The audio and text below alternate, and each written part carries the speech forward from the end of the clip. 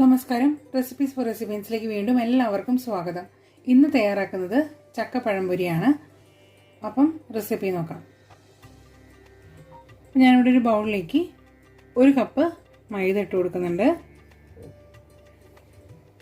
പിന്നെ 2 table spoon പഞ്ചസാര ചേർത്ത് കൊടുക്കാം. ഒരു നുള്ള് ഉപ്പ് ചേർത്ത് കൊടുക്കുന്നുണ്ട്. പിന്നെ നല്ലൊരു കളർ കിട്ടാനായിട്ട് ഇതിലേക്ക് ഒരു നുള്ളു മഞ്ഞൾപ്പൊടി ചേർത്ത് കൊടുക്കാം. ഇത് ഓപ്ഷനിലാണ്. ഇതെല്ലാം കൂടി ഒന്ന് മിക്സ് ചെയ്ത് കൊടുക്കാം.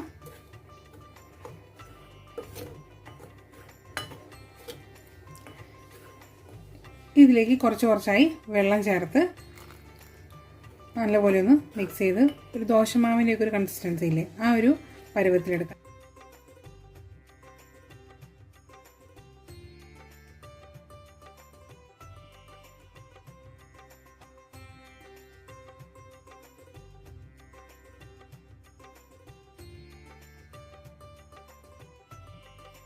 സാധാരണ നമ്മൾ പഴംപൊരിയൊക്കെ തയ്യാറാക്കുമ്പോൾ എടുക്കുന്ന ആ ഒരു പരുവത്തിലെടുത്താൽ മതി.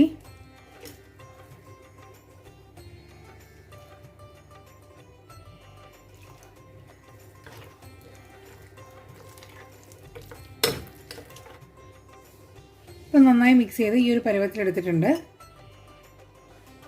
പിന്നെ നമ്മുടെ മെയിൻ ഇൻഗ്രീഡിയൻറ്റ് ചക്ക ഇവിടെ റെഡിയാക്കി വെച്ചിട്ടുണ്ട്.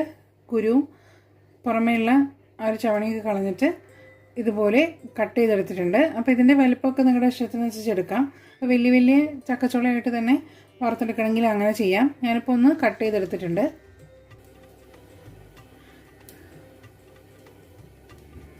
ഇനി ഫ്രൈ ചെയ്തെടുക്കാനായിട്ട് ഞാനിവിടെ ഒരു ചീനച്ചട്ടി ചൂടാക്കി എടുത്തിട്ടുണ്ട്.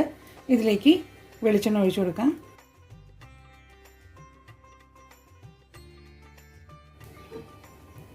വെളിച്ചെണ്ണ ചൂടായി കഴിഞ്ഞാൽ ഇതിലേക്ക്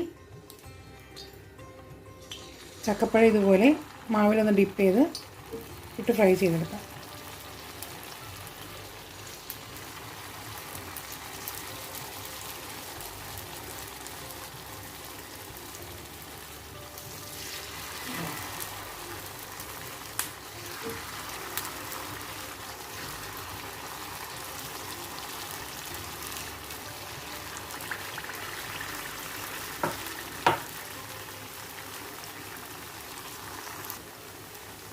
മീഡിയം ഫ്ലെയിമിലിട്ട് ഫ്രൈ ചെയ്തെടുത്താൽ മതി.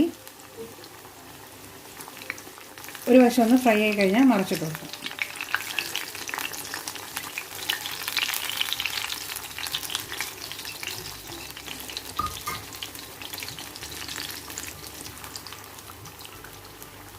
രണ്ട് വശവും ഫ്രൈ ആയി കഴിഞ്ഞാൽ നമുക്ക് ഓയിലിൽ എടുത്ത് മാറ്റാം.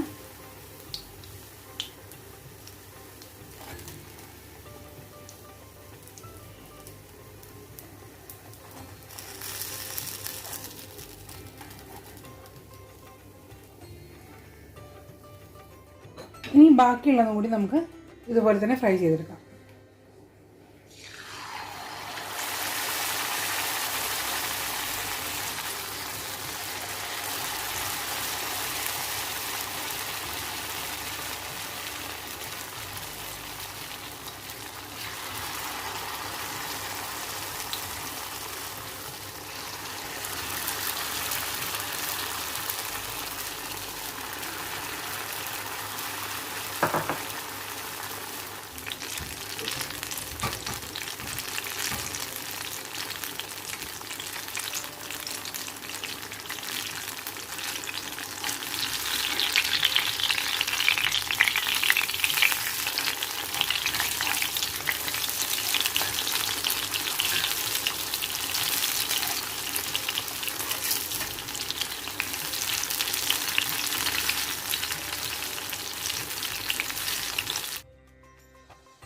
അപ്പോൾ ഇത്രയേ ഉള്ളൂ നമ്മുടെ ഇന്നത്തെ റെസിപ്പി. നമ്മുടെ ചക്കപ്പഴംപൊരിയൊക്കെ ഇവിടെ റെഡി ആയിട്ടുണ്ട്.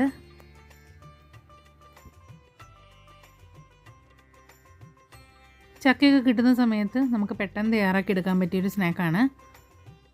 കുട്ടികൾക്കാണെങ്കിലും മുതിർന്നവർക്കാണെങ്കിലും ഒക്കെ ഒരുപോലെ ഇഷ്ടപ്പെടുകയും ചെയ്യും. വളരെ കുറച്ച് ഇൻഗ്രീഡിയൻസ് മതി.